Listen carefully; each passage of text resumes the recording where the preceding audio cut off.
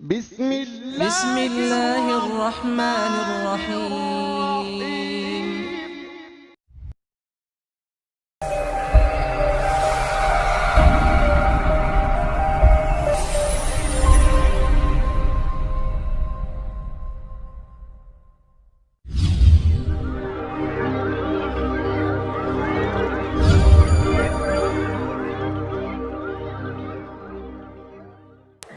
معزز سامعین کرام، عزیزان گرامی، تمام تعریفیں اس رب کائنات کے لیے سزاوار ہیں جس رب کائنات نے ہم تمام کو ایک مختصر سی زندگی دے کر دنیا میں پیدا کیا ہے۔ قرآن مجید قیامت تک آنے والے مسائل کا حل اللہ نے اس میں رکھا ہے۔ اللہ کی کتاب قرآن اس سے کہانی والی کتاب نہیں ہے۔ اللہ تعالیٰ نے قرآن مجید میں پچھلے انبیاء علیہم السلام کے واقعات کو بیان کیا، پچھلے قوموں کا تذکرہ کیا۔ تو قرآن میں حضرات انبیاء علیہ السلام کے واقعات کا آنا، پچھلی قوموں کا تذکرہ ہونا، یہ صرف قصہ سنانے کے لیے نہیں آیا، بلکہ اللہ تعالیٰ ان واقعات کے ذریعے سے، ان کے حالات کے ذریعے سے امت محمدیہ کو، قیامت تک آنے والے انسانوں کو کچھ چیزیں سکھانا چاہتا ہے۔ حضرت آدم علیہ السلام کا تذکرہ جگہ جگہ اللہ نے لایا، حضرت ابراہیم علیہ السلام کا تذکرہ آیا، نوح علیہ السلام کا تذکرہ آیا، دیگر حضرات انبیاء علیہ السلام کا ذکر اللہ نے قرآن مجید میں جگہ جگہ بیان کیا، تاکہ ان کے واقعات سے ہمیں کچھ سبق ملے، کچھ نصیحت ہو۔ تو سب سے پہلے حضرت آدم علیہ السلام ہیں جو دنیا میں سب سے پہلے آئے، سب سے پہلا انسان حضرت آدم، سب سے پہلا نبی حضرت آدم۔ تو حضرت آدم علیہ السلام کا تذکرہ جب قرآن میں آیا ہے، ان کے واقعے کو اللہ نے قرآن میں بیان کیا ہے، ان کی پیدائش کا تذکرہ، انہیں فرشتوں کا سجدہ کرنے کا تذکرہ، شیطان ابلیس کا سجدے کرنے سے انکار کرنے کا تذکرہ، حضرت آدم و حوا علیہ السلام کا جنت سے نکالنے کا تذکرہ، ان کی توبہ کا تذکرہ، یہ ساری چیزیں اللہ نے قرآن میں بیان کی ہیں، لایا ہے اللہ تعالیٰ نے۔ تو ان سے ہمیں کیا سبق ملتا ہے؟ کیا یہ واقعہ سن کر ایسے ہی رہ جانا، صرف واقعہ بیان کرنے کے لیے اللہ نے حضرت آدم کا تذکرہ قرآن میں لایا؟ نہیں، بلکہ حضرت آدم علیہ السلام کے واقعے کو، حضرت آدم کے تذکرے کو سامنے رکھ کر بہت ساری چیزیں ہمیں ملتی ہیں، بہت سارے اسباب ہمیں اس واقعے سے ملتی ہیں۔ 10 اہم اسباب، 10 اہم چیزیں حضرت آدم کے واقعے سے ہمیں ملتی ہیں۔ حضرت آدم علیہ السلام کے واقعے سے 10 چیزیں گویا کہ ہمیں بتائی جا رہی ہیں، ہمیں سکھائی جا رہی ہیں، ہمیں سبق دیا جا رہا ہے قرآن میں حضرت آدم علیہ السلام کے واقعے کو لا کر۔ تو پہلی چیز، جب حضرت آدم کے واقعے میں ہم غور کریں گے، حضرت آدم کی ولادت میں، پیدائش میں ہم غور کریں گے، تو سب سے پہلے ہمیں ایک بات معلوم ہوتی ہے کہ قرآن میں جہاں حضرت آدم علیہ السلام کی پیدائش کا تذکرہ آیا، وہیں اللہ نے حضرت آدم کے علم کا بھی تذکرہ کیا۔ وَعَلَّمَ آدَمَ الْأَسْمَاءَ كُلَّهَا ثُمَّ عَرَضَهُمْ عَلَى الْمَلَائِكَةِ فَقَالَ أَنبِئُونِي بِأَسْمَاءِ هَؤُلَاءِ إِن كُنتُمْ صَادِقِينَ۔ کہ اللہ نے حضرت آدم کو پیدا کرنے کے بعد علم الاسماء، عطا کیا، علم دیا، علم ہدایت عطا کیا، علم اسماء عطا کیا۔ تو اس سے ہمیں کیا معلوم ہوا کہ انسان جب دنیا میں آیا ہے، انسان کا وجود جب دنیا میں ہوا ہے، جاہل بن کر نہیں ہوا، ان پڑھ گوار بن کر نہیں ہوا، انسان کا وجود علم کے ساتھ ہوا ہے۔ انسانیت کا وجود اندھیروں کی کوٹڑی میں نہیں ہوا، بلکہ علم کی روشنی میں انسان کا وجود ہوا ہے۔ حضرت آدم سب سے پہلے انسان دنیا کے جاہل نہیں تھے، ان پڑھ نہیں تھے، گوار نہیں تھے، بلکہ وہ عالم تھے۔ اللہ انہیں علم اسماء دیا تھا، اللہ انہیں علم ہدایت عطا کیا تھا۔ تو معلوم یہ ہوا کہ انسان دنیا میں علم حاصل کرنے کے لیے آیا ہے۔ جو انسان جاہل رہے گا، جاہل بن کے رہے گا، وہ انسان کی خوبی کے خلاف ہے۔ انسان کے خوبی کے پہلی چیز حضرت آدم علیہ السلام کے واقعے سے ہمیں یہ ملتی ہے کہ انسان علم کے ساتھ دنیا میں آیا ہے۔ تو ہمیں اس واقعے سے یہ سبق سکھایا گیا کہ جب ہم دنیا میں پیدا ہوئے ہیں، ہمارا وجود ہوا ہے، تو ہم بھی علم دین حاصل کریں، ہمارے اندر بھی علم آئے، حلال حرام پہچاننے والا علم۔ نماز اگر ہمیں دی گئی ہے تو نماز کے فرائض واجبات، روزے کے فرائض واجبات، حج کے فرائض واجبات، قرآن مجید والا علم ہمیں دیا گیا ہے، تو اسے سیکھیں۔ یہ حضرت آدم علیہ السلام کی زندگی کا سب سے پہلا سبق ہمیں یہ ملا کہ علم کے ساتھ دنیا میں انسان آیا ہے، تو انسان علم حاصل کریں، علم میں بھی علم دین حاصل کریں۔ جب آگے بڑھ کر ہم پڑھیں گے قرآن مجید، تو سب سے پہلی آیت جو اللہ کے نبی علیہ السلام پر اتری، نازل ہوئی، سب سے پہلے وحی جو اللہ کے نبی علیہ السلام پر اتری، وہ بھی علم والی تھی۔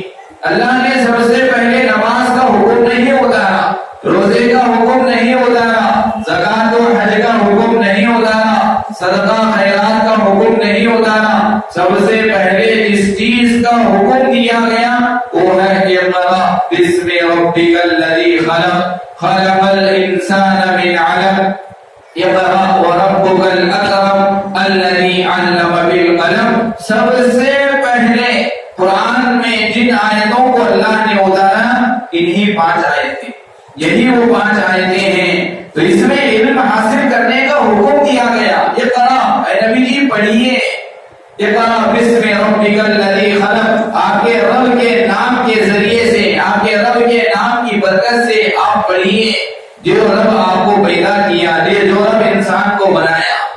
تو پہلا سبق ہمیں حضرت آدم کی زندگی سے، حضرت آدم کے واقعے سے یہ ملتا ہے کہ دنیا میں ہمیں جاہل بن کر رہنا نہیں ہے، دنیا میں ہمیں جاہلانہ زندگی گزارنا نہیں ہے۔ ہمیں کچھ نہ کچھ علم حاصل ہو، علم دین حاصل ہو۔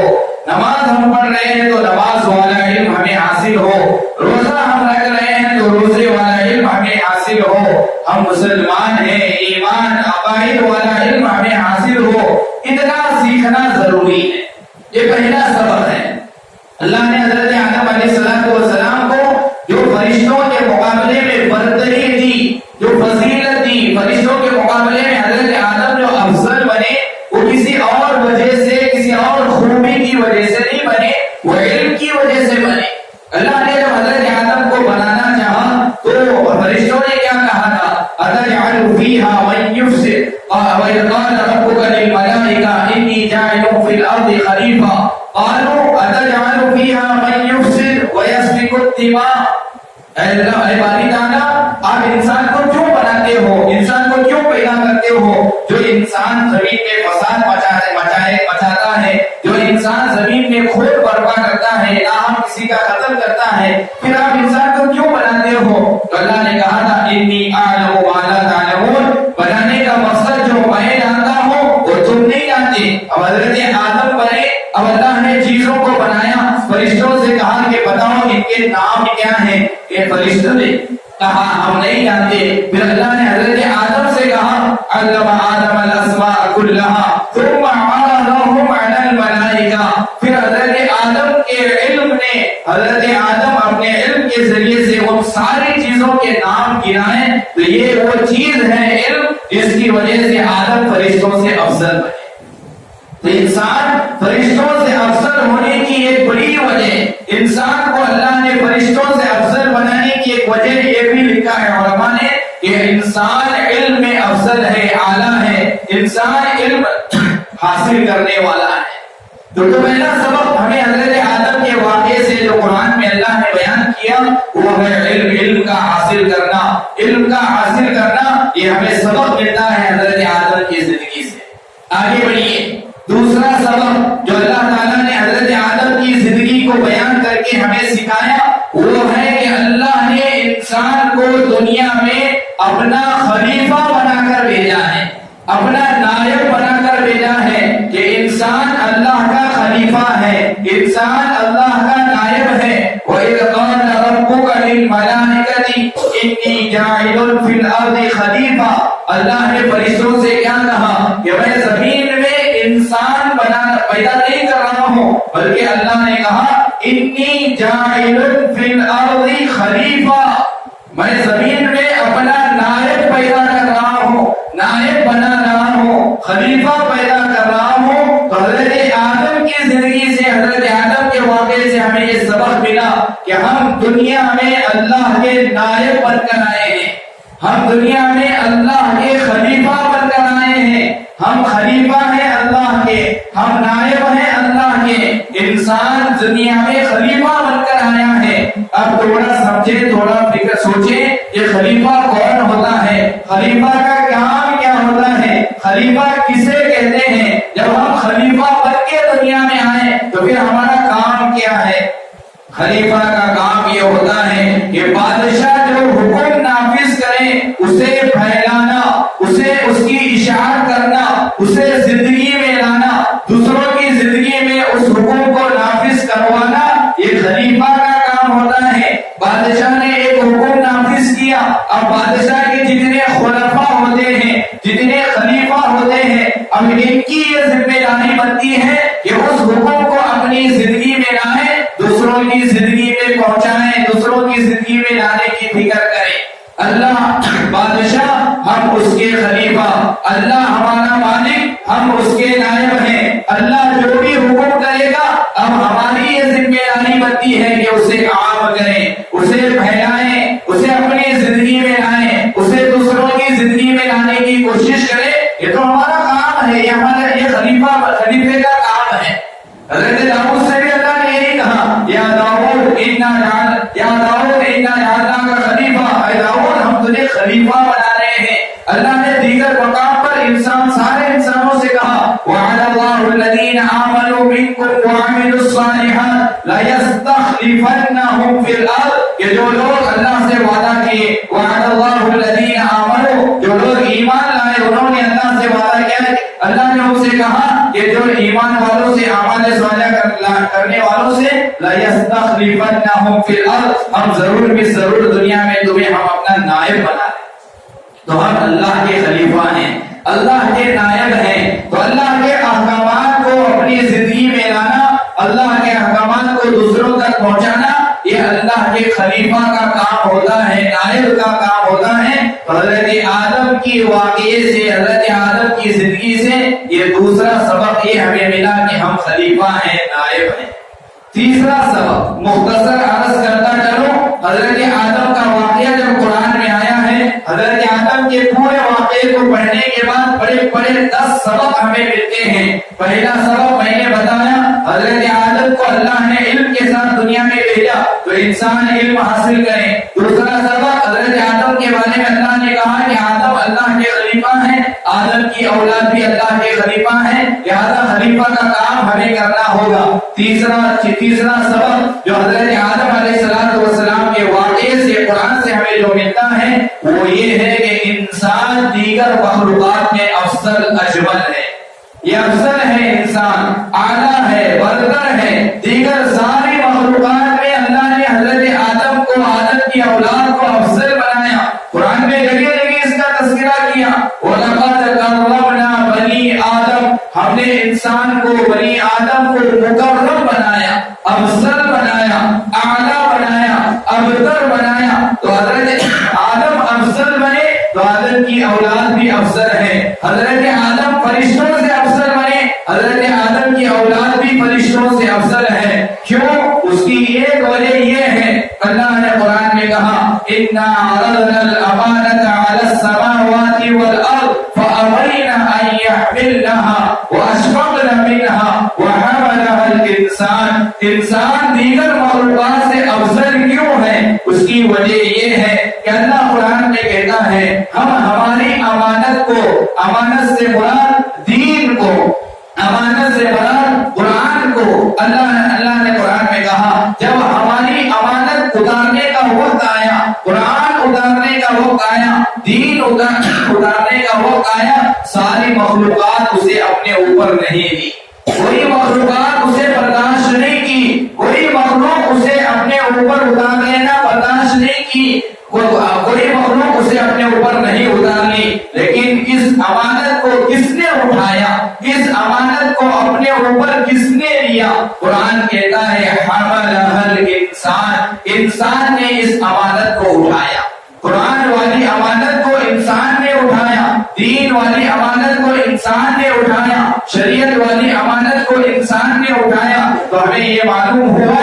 انسان افضل ہے دیگر مخلوقات کے مقابلے میں، اس کی وجہ یہ قرآن کو اٹھایا ہوا ہے۔ قرآن کی حفاظت کی ذمہ داری اللہ نے لی، لیکن ذریعہ اللہ نے انسان کو بنایا، سبب اللہ نے انسان کو بنایا، تو ایک وجہ علماء نے انسان کو دیگر مخلوقات میں افضل ہونے کی یہ بیان کی ہے کہ یہ اللہ کی امانت کو اٹھایا ہوا ہے۔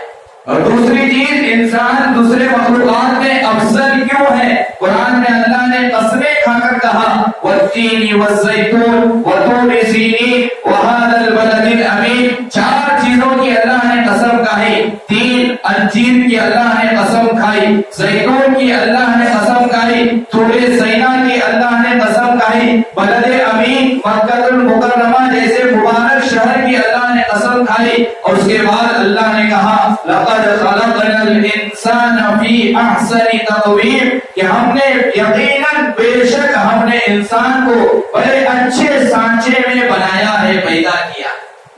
دیگر مخلوقات کے بارے میں اللہ نے نہیں کہا، انسان کے بارے میں اللہ نے کہا کہ ہم نے انسان کو بڑے اچھے سانچے میں ڈالا ہے، پیدا کیا ہے، بنایا ہے۔ تو انسان افضل ہے دیگر مخلوقات سے، کیونکہ اللہ نے جس انداز میں انسان کو بنایا، جس طریقے سے اللہ نے انسان کو پیدا کیا، کسی اور مخلوقات کو نہیں بنایا، کوئی اور مخلوق اس طرح نہیں بنی، تو معلوم ہوا انسان دیگر مخلوقات سے افضل ہے، کیونکہ یہ قرآن کو اٹھایا ہوا ہے، دین کو اٹھایا ہوا ہے، دین اسلام کی ذمہ داری کو لیا ہوا ہے، اس لیے انسان دیگر مخلوقات سے افضل ہے۔ تو حضرت آدم کی پوری زندگی، پورا واقعہ جو قرآن میں اللہ نے بیان کیا، اس کے ہمیں تیسرا سبق یہ ملا، انسان افضل ہے دیگر مخلوقات سے۔ اب اسی واقعے کو آگے بڑھیں، واقعہ ایک طرف آپ کے ذہنوں میں رکھیں، چوتھا سبق جو حضرت آدم علیہ السلام کے واقعے سے قرآن سے ہمیں یہ ملتا ہے کہ اللہ نے جب حضرت آدم کو بنایا تو فرشتوں سے کیا کہا؟ قُلْنَا لِلْمَلَائِكَةِ اسْجُدُوا لِآدَمَ، آدم کو سجدہ کرو، اور فرشتوں نے سجدہ کیا، الا ابلیس، سوائے ابلیس کے۔ ابلیس شیطان نے سجدہ کرنے سے انکار کیا، ابا واستکبر وکان من الکافرین، اب ابلیس نے انکار کیا سجدہ کرنے سے، تو وجہ کیا بیان کی قرآن نے؟ ابلیس سجدہ کیوں نہیں کیا حضرت آدم کو؟ حضرت آدم کو سجدہ نہ کرنے کی وجہ قرآن نے کیا بیان کی؟ استکبر، تکبر کیا، اپنے آپ کو بڑا سمجھا، تکبر کیا۔ تو حضرت آدم کے واقعے کو لا کر اللہ تعالیٰ ہمیں یہ سبق سکھانا چاہتا ہے، تکبر کرو گے شیطان کے دوست بن جاؤ گے، متکبر بنو گے شیطان کے بھائی بن جاؤ گے۔ شیطان نے تکبر کیا ہے، لہذا انسان تکبر نہ کرے۔ شیطان تکبر کی وجہ سے ہمیشہ کے لیے مردود ہو گیا، جہنمی بن گیا، جہنم کا مستحق ہو گیا، لہذا تکبر کرنے سے ہمیں روکا گیا حضرت آدم کے واقعے سے۔ حالانکہ عابد تھا، بڑا عبادت گزار تھا، کتاب میں انہوں نے لکھا ہے شیطان کی عبادت کا تذکرہ انہوں نے کیا. انہوں نے کتاب میں لکھا ہے شیطان اللہ کی عبادت کتنے سال کیا, 10 سال, 50 سال, 100 سال نہیں, بلکہ خواجہ نظام الدین رحمت اللہ علیہ کے مرید خلیفہ کتاب میں لکھا ہے شیطان اللہ کی عبادت 7 لاکھ برس تک کیا ہے. 7 لاکھ سال تک شیطان اللہ کی عبادت کیا.